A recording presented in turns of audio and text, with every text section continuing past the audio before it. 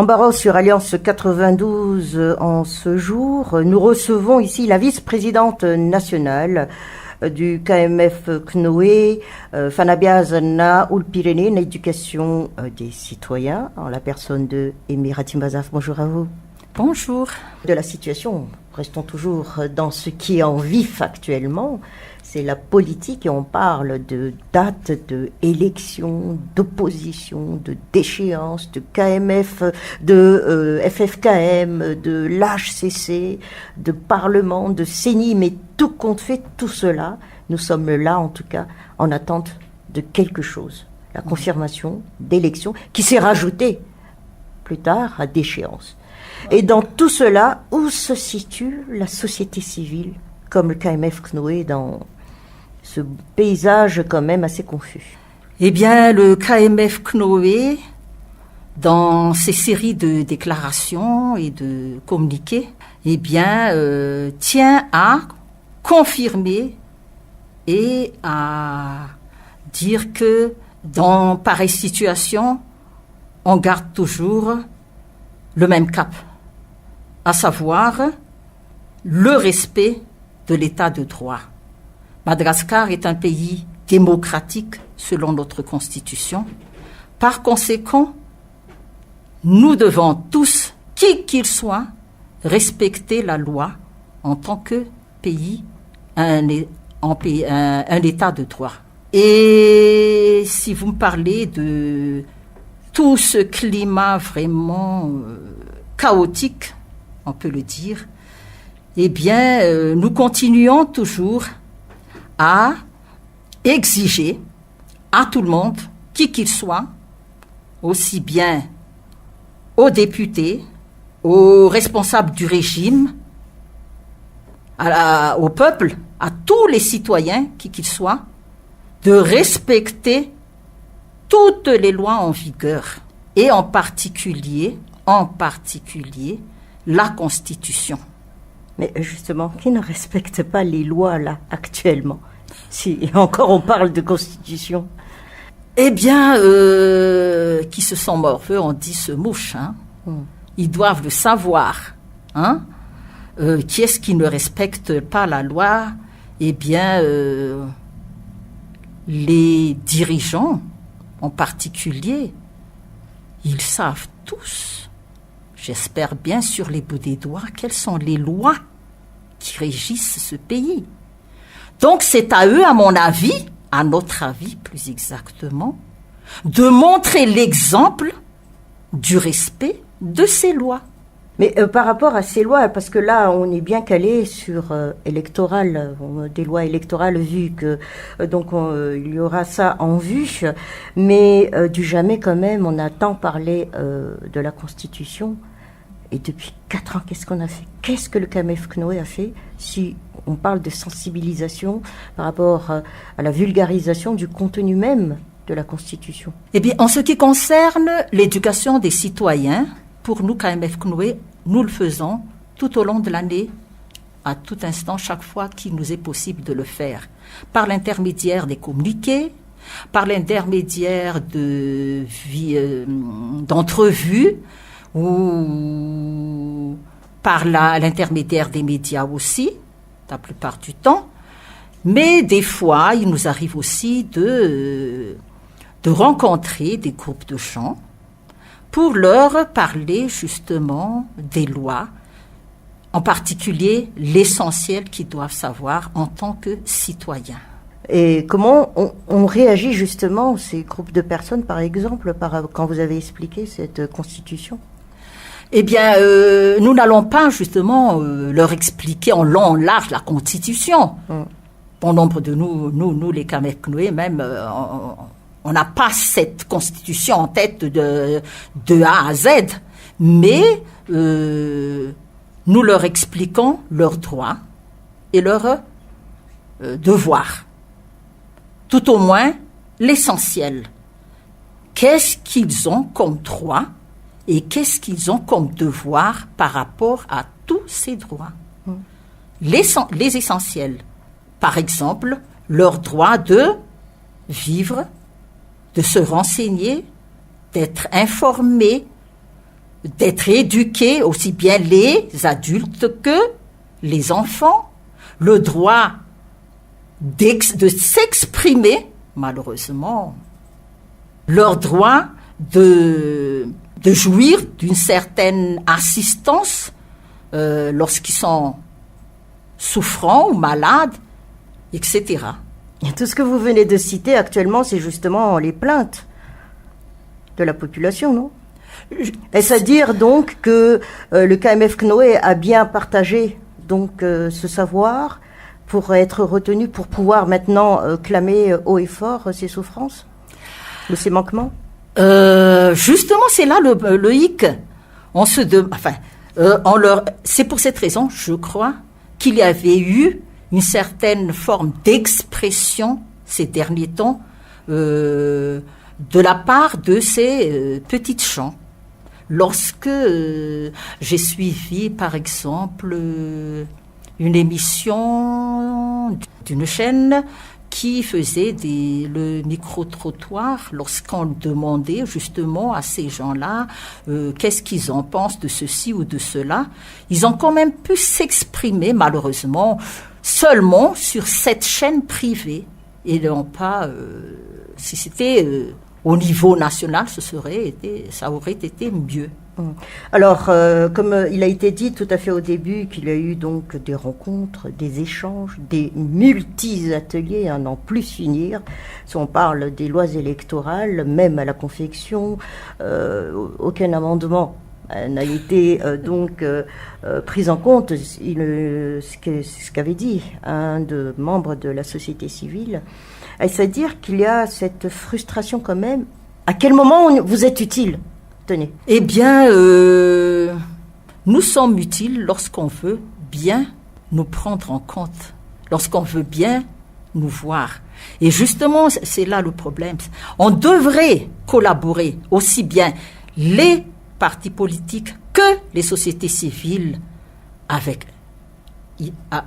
comme le KMF Knoé, devraient justement collaborer pour éduquer les citoyens et même éduquer aussi les dirigeants, certains dirigeants, parfois. Interpeller ou éduquer? Si on parle des politiciens et des dirigeants. Eh bien, quand je dis éduquer, parce que moi je me demande, parmi ces dirigeants, qui ne respectent pas la loi, plutôt certaines lois vitales, est-ce qu'ils savent justement qu'il y a un état de droit à Madagascar, qu'il y a des lois qui régissent ce pays et que tout le monde, qui qu'il soit, sont au-dessous de cette loi régie par toutes ces lois. Mais là, actuellement, quand même, nous sommes à quelques mois des élections. Mais des dates ont été fournies. 3 options. KMF Knoé, ces dates données par la CENI, c'est conventionnel? Ça a été logique ou c'était comment pour vous, la sortie de ces dates? Eh bien, nous n'avons pas apporté notre commentaire, je crois, sur ces dates. C'est à la CENI, justement, de gérer les élections. Et je pense que nous n'avons pas, nous, KMF Knoé, à nous immiscer là-dedans. Pourquoi? Parce que, en ce qui concerne tout d'abord les lois électorales, eh bien, ce sont auparavant, on avait demandé justement à ce que les projets de loi, et en particulier l'année dernière, vers le mois d'octobre-novembre par là, on avait demandé à ce que tout projet de loi soit accessible à tout citoyen pour que ces citoyens puissent réagir et approcher les parlementaires avant l'envoi justement de ces projets de loi au Parlement. On ne nous a pas écoutés. Conséquence, ce que nous avons. Et là, on les voilà. sort maintenant, bien que ce soit encore en un discussion. peu tard. Je crois que 3-4 fois de suite, dans nos communiqués et dans les interviews, eh bien, on a chaque fois réclamé ça. Où sont ces projets de loi? Où sont-ils ces projets de loi? Malheureusement, on a fait la sourde oreille. Conséquence. Mais arrivé même au Parlement, ça a été tout autre, ça a été très... c'est arrivé en retard, bien en retard. Parce que ils espèrent peut-être faire passer ça comme une lettre à la poste. Heureusement, malheureusement, je ne sais pas qu'il y avait des députés qui ont réagi par rapport à ça. Peut-être qu'ils se sont rendus compte des manipulations ou bien quelque chose qui n'allait pas, en quelque sorte. Et pour le KMF Knoé, est-ce que c'était une surprise ou non, les réactions des 73 députés, les députés du changement? Eh bien, on peut dire que ça a été quand même une surprise. On s'y attendait pas. Parce que presque auparavant, justement, il y avait eu un rendez-vous donné qu'on avait eu avec 2 députés organisés par une rencontre avec 2 députés organisée par Liberty 32 à la Chambre de commerce et de l'industrie. Je ne me rappelle plus quel mois. Et les députés qui étaient invités nous ont souligné que comment elles ont souligné, elles étaient 2 femmes, elles nous ont appris comment ils font pour voter les lois à l'Assemblée nationale. Elles ont dit tout carrément que le système est verrouillé à l'Assemblée nationale et que tout projet de loi provenant du gouvernement doit être voté tel quel chaque fois. Donc c'était une surprise. Et c'est pour cette raison, à partir de là, c'est pour ça que depuis un certain temps, nous nous sommes dit, nous, du KMF Knoé, ça va barder. Excusez-moi le terme, mais quand on a appris ça, eh bien on a dit, attendons-nous à quelque chose de... Mais est-ce que c'est mal de réagir? Justement, non. C'est de notre droit et c'est ce qu'il fallait faire. Mais il est vraiment un peu tard. Mais mieux vaut tard que jamais. Donc, pour vous, Madame Emera Timbazafi, c'est une bonne guerre pour une certaine liberté qui est faite là actuellement? Oui, en quelque sorte. Là, on commence un petit peu maintenant à voir un petit peu la vie des gens. Les gens peuvent plus ou moins s'exprimer. Malheureusement, seulement à Tana. Parce que, d'après les nouvelles que nous suivons, eh bien, ailleurs, pas plus tard que la semaine dernière, je crois, il y avait eu un problème à Tuléar.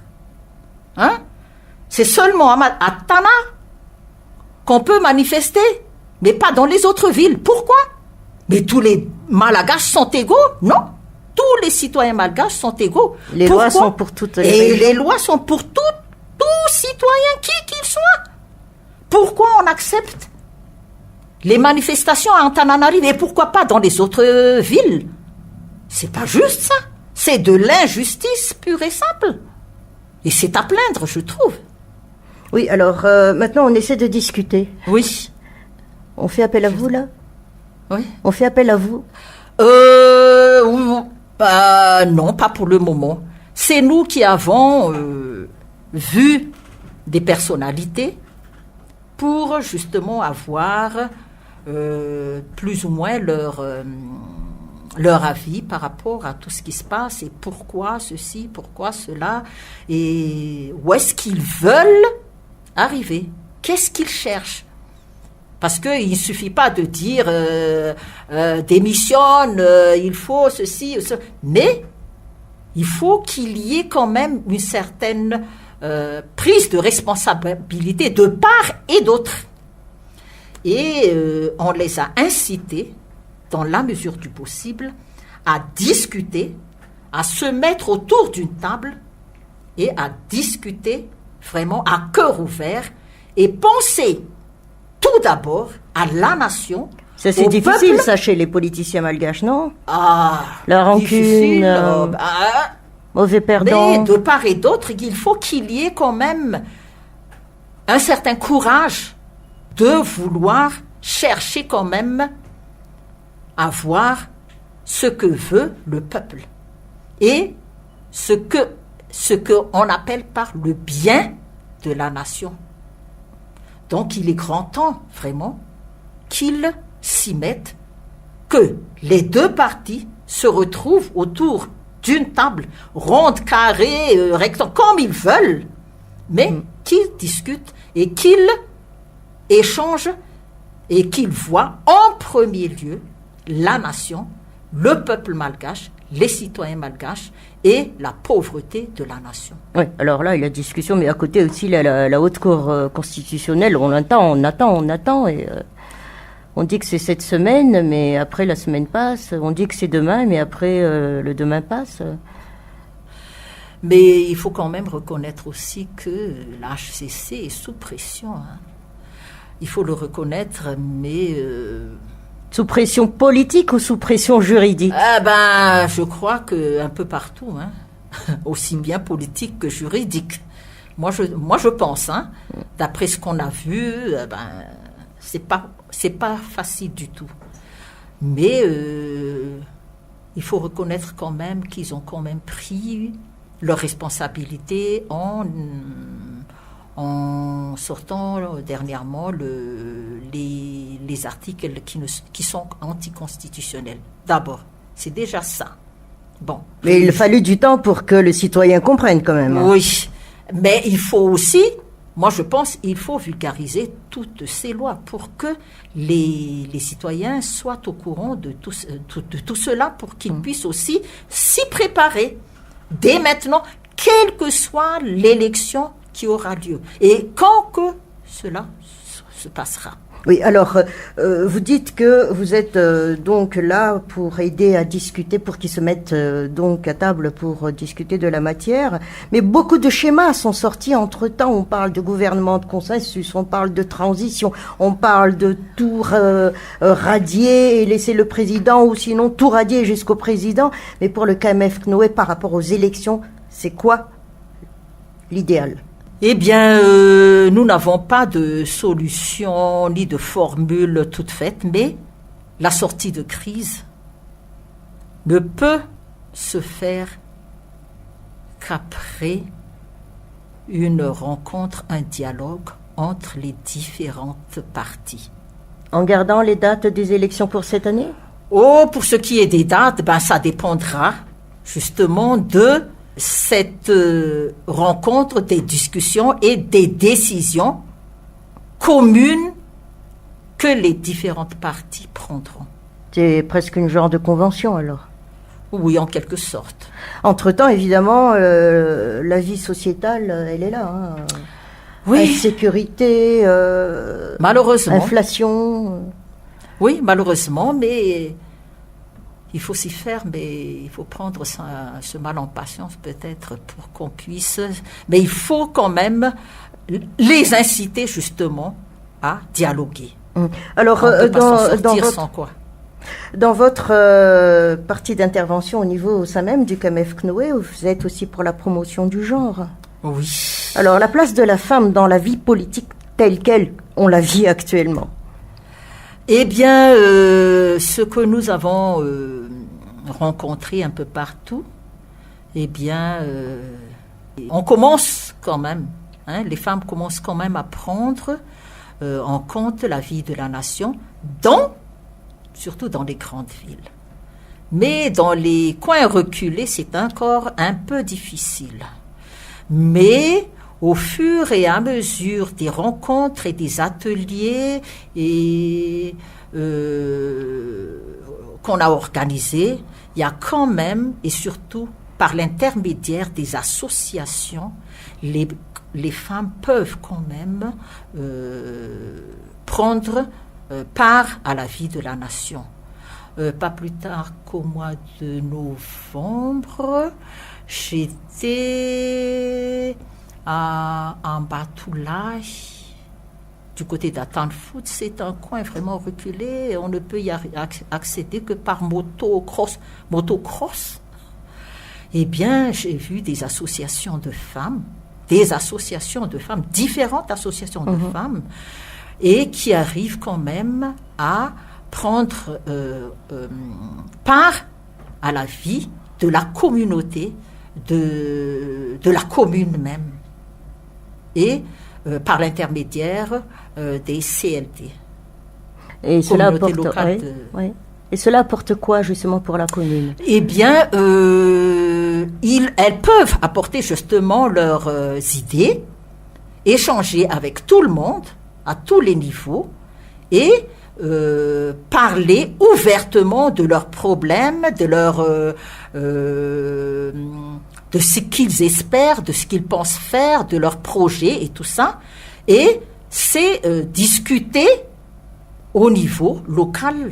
Et elles arrivent quand même à faire passer justement leurs idées, leurs avis par rapport à la vie de la commune, tout au moins.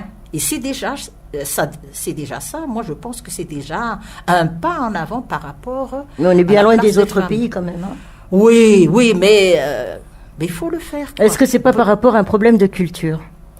Oui, il y a la culture, mais il y a certaines femmes qui peuvent quand même dépasser et peuvent expliquer à leur façon et à leur manière qu'elles sont là et que la nation a besoin d'elles. En dernier point, nous sommes déjà dans plus du mi-mois de mai, qui va se terminer donc déjà d'ici 10 jours. Quel avenir proche voyez-vous pour notre pays par rapport à cette lutte menée par les députés du changement et par aussi donc la conviction du régime actuel? Eh bien, c'est encore nébuleux. Pas très clair, Oui, nébuleux, flou. On ne sait plus, mais moi j'espère qu'avec quand même l'intervention du FFKM, on va quand même avancer, même à petits pas, ça fait rien. L'essentiel, c'est d'avancer. Et nous pensons, nous au sein du KMF Kounoé, qu'on va quand même réussir à les mettre autour d'une table. C'est d'abord l'objectif premier. C'est ça. C'était l'embarras ici, de la vice-présidente nationale du KMF Kounoé, Madame Emirati Mbazaf. Merci à vous. Merci.